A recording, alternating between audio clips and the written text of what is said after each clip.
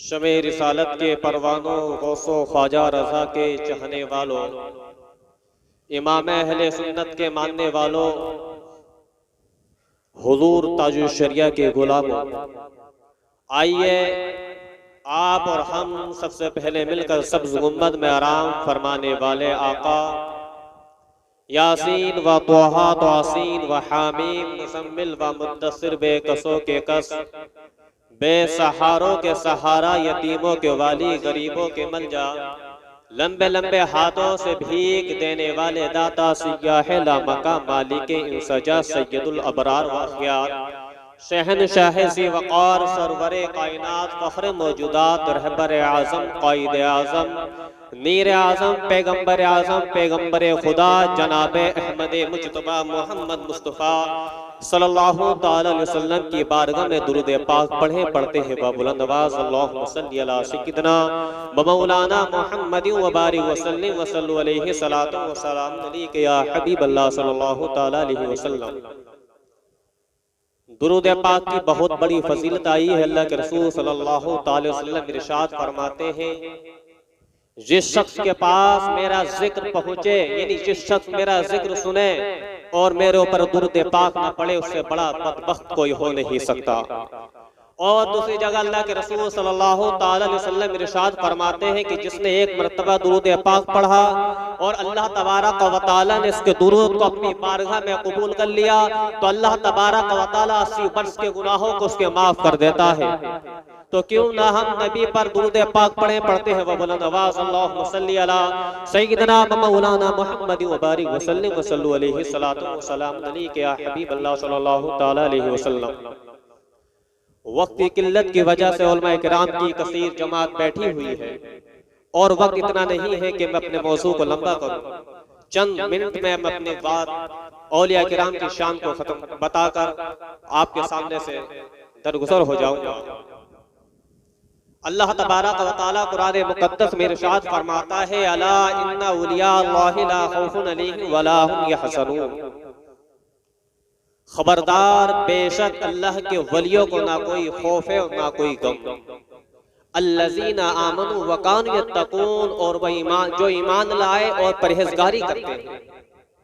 यानी अल्लाह का वली उसको कहते हैं जिसको जो दुनिया की किसी ताकत से ना डरे, क्योंकि अल्लाह की रजा सबसे बड़ी दौलत है। जिसको रज़ा इलाही हासिल होती है वो दुनिया की किसी ताकत से नहीं डरता, क्योंकि अल्लाह की रजा सबसे बड़ी नेमत है, अल्लाह की रजा सबसे बड़ी ताकत है, अल्लाह की रजा सबसे बड़ी कुदरत है, अल्लाह की रजा सबसे बड़ी नेमत है, अल्लाह की रजा सबसे बड़ी रिफत है, अल्लाह की रजा सबसे बड़ी अजमत है। जिसको रजा इलाही हासिल होती है वो दुनिया की किसी ताकत से नहीं डरता, वो दुनिया के किसी भी हुक्मरान से नहीं डरता, वो साइंटिस्ट या वैज्ञानिकों से नहीं डरता है, वो साफ वास्ता से नहीं डरता है, वो शेरों चीतों से नहीं डरता है, वो अधिकारियों से नहीं डरता है, वो किसी इंजीनियर से नहीं डरता है। वो दुनिया की किसी भी मुल्क का रहने वाला हो, कोई किसी भी पद पर बैठा हो, कोई किसी भी कुर्सी पर बैठा हो, लेकिन अल्लाह का वली उस किसी ताकत से नहीं डरता है, क्योंकि उसके दिल में खुदा का खौफ होता है। जिसके दिल में खुदा का खौफ होता है वो दुनिया की बड़ी बड़ी ताकतों से नहीं डरता, हुक्मरानों से नहीं डरता, बल्कि दुनिया की हर ताकत उससे डरती है। बिरादरान मिल्लत इस्लामिया, वलियों की तो ये है कि जो पुरखार वादियों पर न लड़ा दे तो उसको लालाजार कह बना दे।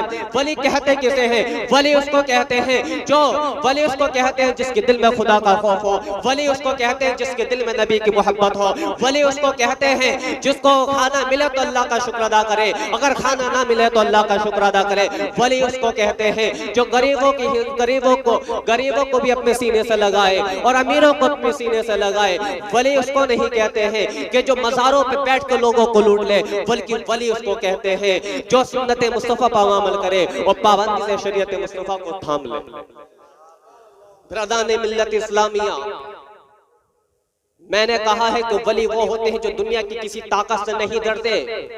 आइए हमारे करीब में इमाम अहले सुन्नत अज़ीमुल बरकत मुजद्दिद दीन व मिल्लत का शहजादा, जिसको दुनिया मुफ्ती आज़म हिंद कहती है, उनका जमाना था कि हिंदुस्तान की हुकूमत ने नसबंदी को जायज करार दे दिया और उस पर देवबंद वालों से भी साइन करा लिए उस पे शिया से भी दस्तखत करा लिए, उस पे बड़े बड़े मदारिसों से, बड़ी बड़ी यूनिवर्सिटियों से साइन करा लिए, लेकिन जब वो फतवा इमाम अहले सुन्नत की बारगाह में पहुंचा, जब वो फतवा, जब वो उसका जो उसने लिखा था इन नसबंदी हलाल है, नसबंदी जायज है, इंदिरा गांधी का जब पेज हजरत हुजूर मुफ्ती आज़म हिंद की बारगाह में पहुंचा तो हुजूर मुफ्ती आज़म हिंद ने उस पे लिख दिया कि नसबंदी हराम है, नसबंदी हराम है।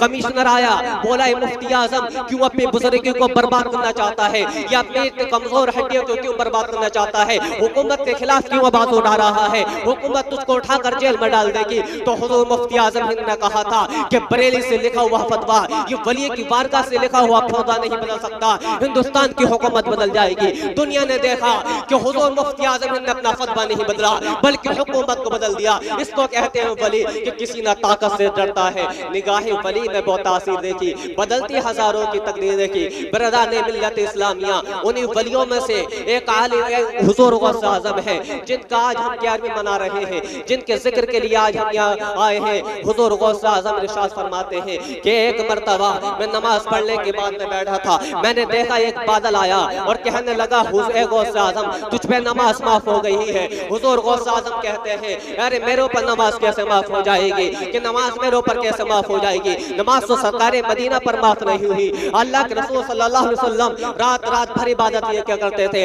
हजरत आयशा कहती है ए मेरे वाले, ए मेरे शोहर कभी आराम भी कर लिया करो, आप रात भर सजदा क्या करते हो, रुको क्या करते हो। तो अल्लाह के रसूल इरशाद फरमाते हैं आयशा कि मैं अल्लाह का शुक्रगुजार बंदा ना बनूं, कि मैं अल्लाह की इबादत ना करूं। हुजूर गौस आज़म कहते हैं कि नमाज तो नबी पर भी माफ नहीं हुई, नमाज तो सिद्दीक अकबर पर भी माफ नहीं हुई, नमाज तो उमर फारूक आज़म पर भी माफ नहीं हुई, नमाज तो हजरत अली पर भी माफ नहीं हुई, नमाज तो हजरत उस्मान गनी पर भी माफ नहीं हुई, नमाज तो हुजूर किसी वली पर भी माफ नहीं हुई। तो मैं कौन होता हूँ कि नमाज मेरे ऊपर माफ हो जाए। नमाज तो करबला के मैदान में इमाम हुसैन पर माफ नहीं हुई, जिन्होंने अपने नौजवान बेटों को शहीद करवा दिया, जिन्होंने अपने बेटों को नौजवान बच्चों को भी शहीद करा दिया, भतीजों को भी शहीद करा दिया। लेकिन 72 तीरों के निशान और तलवारों के निशान हुजूर इमाम हुसैन के बदन पर लग चुके से, लेकिन हुसैन ने हुजूर गौस आज़म ने कहा नमाज तो उस वक्त इमाम हुसैन पर भी माफ नहीं होती है। मैं कौन होता हूँ कि नमाज मुझ पर माफ हो जाए।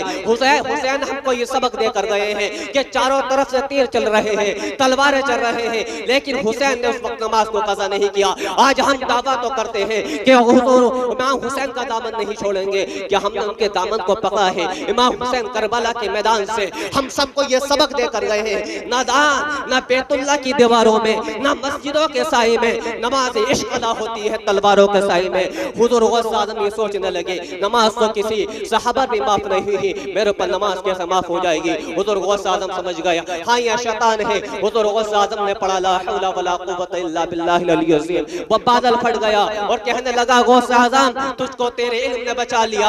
हुजूर गौस आज़म कहते हैं नादान अब फिर गुमराह कर रहा है, मुझको मेरे इल्म ने नहीं बचाया, मुझको मेरे रब ने बचाया है। जो गौस आज़म नमाज का हमको सबक देकर गए हैं, 11वीं करना असल नहीं है, 11वीं करना फर्ज नहीं है, करो मना नहीं करता हूँ, मुस्तहब चीज है। लेकिन हुजूर गौस आज़म अपने मुरीदों के दरमियान बैठ कर कह रहे हैं मुरीदों मैं वो लोग जो शख्स 5 वक्त नमाज पढ़ता है और नमाज के बाद दुरूद पाक पढ़ता है वो कल क़यामत के दिन मेरे झंडे के नीचे होगा और उसकी शफाअत में रब से कहकर कराऊंगा ए मौला ये मेरा मुरीद है, नमाजों की पाबंदी क्या करता था, रोज़ों की पाबंदी क्या करता था, हज किया माल था हज किया, तो इसमें इसकी मैं शफाअत करूंगा। बिरादरान मिल्लत इस्लामिया जिसका पीर बिराने पीर ये सबक देकर गया है, लेकिन आज हम 11वीं के नाम पर नमाजों को नहीं छोड़ देते हैं। सब कुछ क्या 11वीं नहीं है, 11वीं कीजिए, हमारा यह अकीदा है कि मुस्तहब चीज है, वली से मोहब्बत है कीजिए 11वीं, लेकिन वलियों की सीरत को भी अपनाइए, वलियों की सुन्नत को भी अपनाइए। जो वली हमको ये दर्श देकर गए हैं उस वलियों के, उस वली की सीरत भी अपनाइए, उसके तरीकों को अपनाइए, उसकी सुन्नतों को अपनाइए। वक्त की किल्लत है, अब मैं अपना खिताब यही खत्म करता हूँ। मिट गए मिटते हैं मिट जाएंगे आदा तेरे, ना मिटा है ना मिटेगा कभी चर्चा तेरा, वरफ़अना लका ज़िक्रका है साया तुझ पर, जिक्र ऊंचा है बोल है बाला तेरा। अस्सलामु अलैकुम व रहमतुल्लाहि व बरकातहू।